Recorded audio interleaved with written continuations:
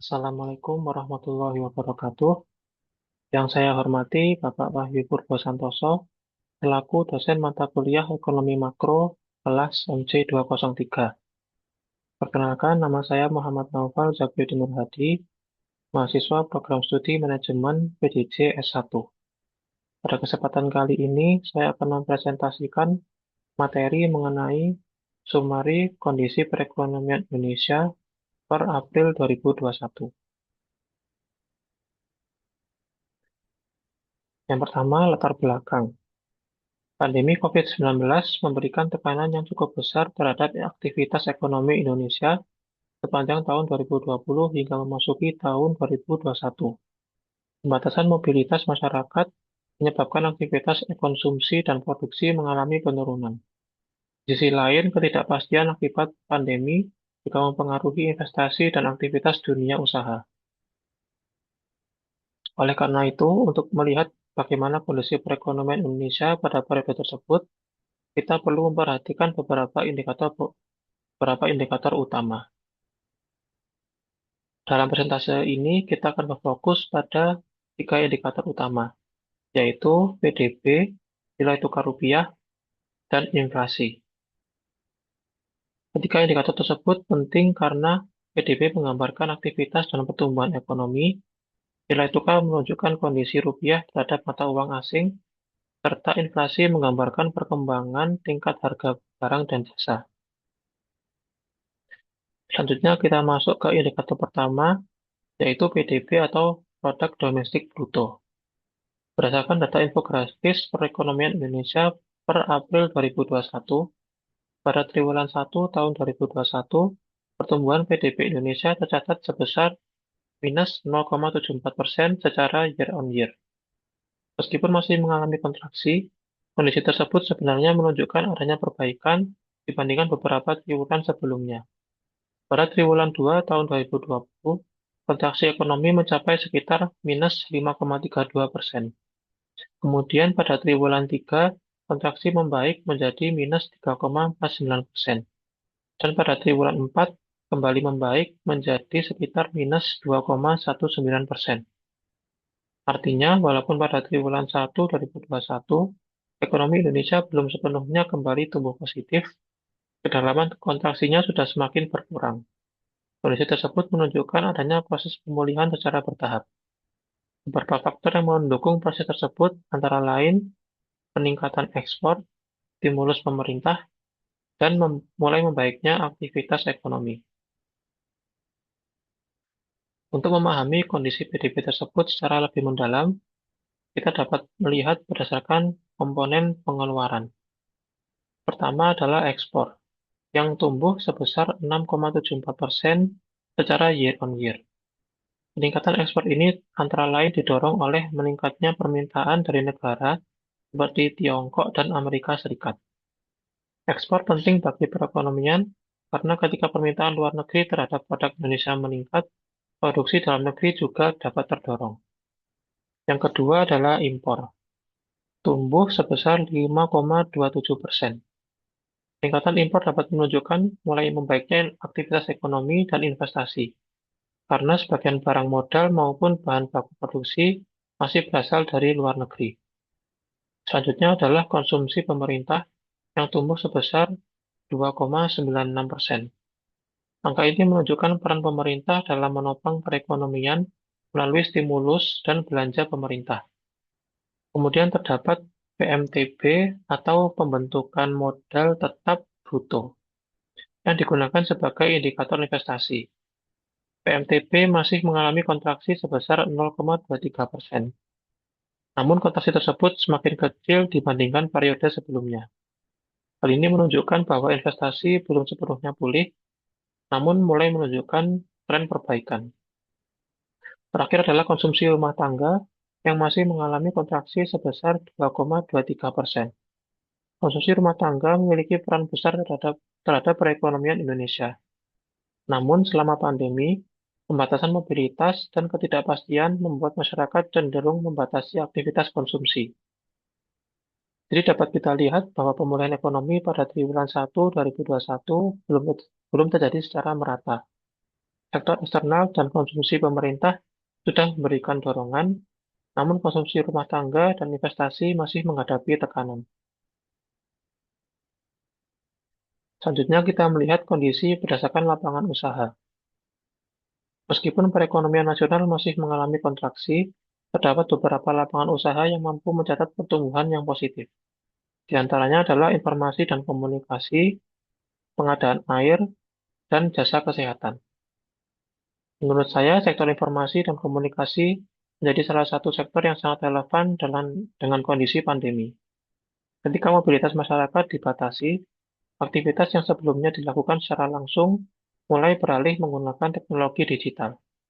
Contohnya, bekerja dari rumah, pembelajaran secara daring, penggunaan layanan digital, dan peningkatan komunikasi melalui internet.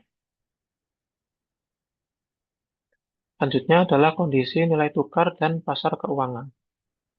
Pada 9 April 2021, nilai tukar rupiah adalah 14.530 rupiah per dolar Amerika Serikat. Selain nilai tukar, terdapat pula beberapa indikator pasar keuangan lainnya. Yield SBN 10 tahun berada di sekitar 6,39%, sedangkan DXY atau indeks dolar berada pada angka 92,06. Sementara itu, yield US Treasury 10 tahun berada di sekitar 1,619%. Adanya penguatan indeks dolar atau DXY menekan nilai rupiah. Namun aliran modal asing ke pasar surat berharga negara atau SBN masih menunjukkan kondisi yang positif. Hal tersebut membantu mendukung stabilitas nilai tukar rupiah. Dari sini kita dapat melihat bahwa nilai tukar tidak hanya dipengaruhi oleh kondisi domestik, namun juga oleh kondisi pasar keuangan global. Perubahan nilai dolar Amerika, imbal hasil obligasi Amerika Serikat, dan persepsi investor terhadap risiko negara berkembang dapat mempengaruhi aliran modal dan pada akhirnya ikut mempengaruhi nilai tukar rupiah. Selanjutnya adalah aliran modal asing.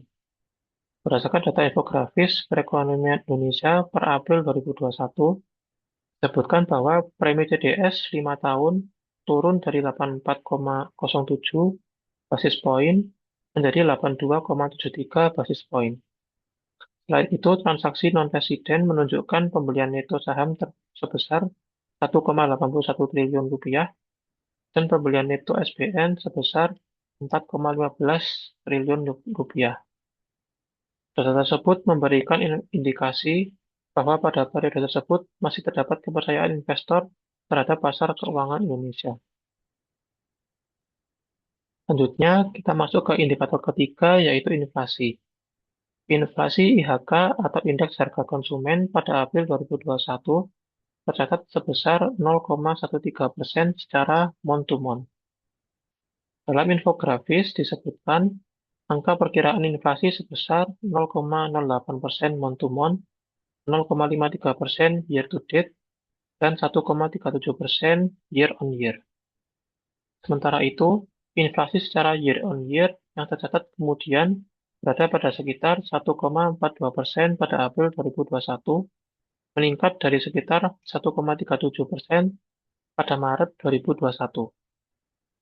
Namun demikian, tingkat inflasi tersebut masih berada dalam sasaran inflasi tahun 2021, yaitu 3% plus minus 1%.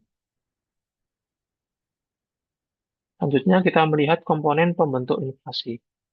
Inflasi inti atau core inflation tercatat sekitar 0,14% month-to-month, kemudian volatile food sebesar 0,15%, sedangkan administered price atau harga yang diatur pemerintah sebesar 0,11%. Inflasi inti antara lain dipengaruhi oleh kenaikan harga emas dan meningkatnya permintaan selama bulan Ramadan. Sementara itu, kelompok volatile food mengalami perlambatan karena terdapat beberapa komoditas yang mengalami deflasi, seperti komoditas hortikultura dan beras. Sedangkan pada administered price, perubahan harga antara lain dipengaruhi oleh rokok dan bahan bakar rumah tangga. Untuk komoditas penyumbang inflasi sendiri, adalah daging ayam ras, jeruk, cabai merah, dan minyak goreng. Sementara untuk deflasi, komoditasnya adalah telur, telur ayam, cabai rawit, kangkung, bawang merah, ayam, dan beras. Untuk pihak-pihak penentu kebijakan ekonomi ada 4, yaitu yang pertama, Bank Indonesia. Tugasnya bertanggung jawab atas kebijakan moneter dan stabilitas nilai rupiah. Lalu yang kedua, Kementerian Keuangan. Tugasnya mengelola kebijakan fiskal, anggaran negara, dan perpajakan. Lalu yang ketiga, pemerintah menetapkan arah kebijakan ekonomi makro secara umum. Dan yang terakhir, OJK mengatur dan mengawasi sektor jasa keuangan. Lalu kita masuk ke bagian analisis utama, yaitu bagaimana kurs dan inflasi dapat mempengaruhi PDB. Pertama, kita lihat dari sisi nilai tukar. Ketika rupiah menguat, barang impor menjadi relatif lebih murah. Hal ini dapat membantu menekan biaya produksi bagi perusahaan yang menggunakan bahan baku atau barang modal dari impor. Penguatan rupiah juga dapat membantu mengurangi tekanan inflasi yang berasal dari barang impor. Jika rupiah melemah, produk Indonesia menjadi relatif lebih murah bagi konsumen luar negeri, sehingga secara teori dapat meningkatkan daya saing ekspor. Peningkatan ekspor kemudian dapat meningkatkan produksi domestik dan berkontribusi terhadap pertumbuhan PDB. Namun mekanisme ini tidak otomatis terjadi. Pelemahan rupiah juga membuat barang impor menjadi lebih mahal. Jika industri domestik sangat bergantung pada bahan baku impor, biaya produksinya dapat meningkat. Oleh karena itu, pengaruh nilai tukar terhadap PDB sangat tergantung pada struktur ekonomi Indonesia, terutama terutama seberapa besar ketergantungan terhadap impor dan seberapa kuat respon ekspor terhadap perubahan harga. Lalu selanjutnya adalah inflasi. Inflasi yang terlalu tinggi dapat menurunkan daya beli masyarakat. Ketika daya beli turun, konsumsi rumah tangga dapat berkurang. Padahal konsumsi rumah tangga merupakan salah satu komponen penting dalam perhitungan PDB. Inflasi yang tinggi juga dapat meningkatkan ketidakpastian bagi dunia usaha dan mempengaruhi keputusan investasi. Dalam kondisi pemulihan ekonomi pasca pandemi, kombinasi antara kontraksi konsumsi rumah tangga, stimulus pemerintah, peningkatan ekspor, dan kebijakan moneter sangat menentukan percepatan proses pemulihan PDB. Selanjutnya, kondisi perekonomian makro Indonesia di tengah pandemi. Secara keseluruhan, kondisi perekonomian Indonesia pada 2021 dapat kita gambarkan sedang dalam fase pemulihan, namun belum sepenuhnya pulih. Pemulihan ekonomi berjalan positif seiring prospek global yang membaik. Stimulus fiskal pemerintah dan kegiatan ekspor menjadi pendorong utama. Pembatasan mobilitas masih membatasi konsumsi rumah tangga, kecepatan digitalisasi dan pertumbuhan sektor teknologi menjadi pendorong baru perekonomian. Program vaksinasi nasional diharapkan menjadi katalisator pemulihan ekonomi di paruh kedua tahun 2021. Tantangan ketenagakerjaan dan peningkatan angka kemiskinan menjadi fokus utama kebijakan pemerintah. Lalu, koordinasi BI, pemerintah, dan KSSK yang sudah baik mendukung stabilitas dan pemulihan ekonomi nasional. Kesimpulannya, ekonomi Indonesia menunjukkan resiliensi di tengah pandemi. Namun pemulihan masih memerlukan kebijakan yang adaptif dan terkoordinasi. Koordinasi BI, pemerintah, dan KSSK sangat krusial untuk mendukung stabilitas dan pemulihan ekonomi. Faktor PDB, kurs, dan inflasi akan terus menjadi indikator utama dalam memantau kesehatan ekonomi nasional. Protokol kesehatan dan stimulus fiskal moneter harus terus diperkuat untuk mengakselerasi pemulihan. Mungkin sekian presentasi dari saya. Terima kasih.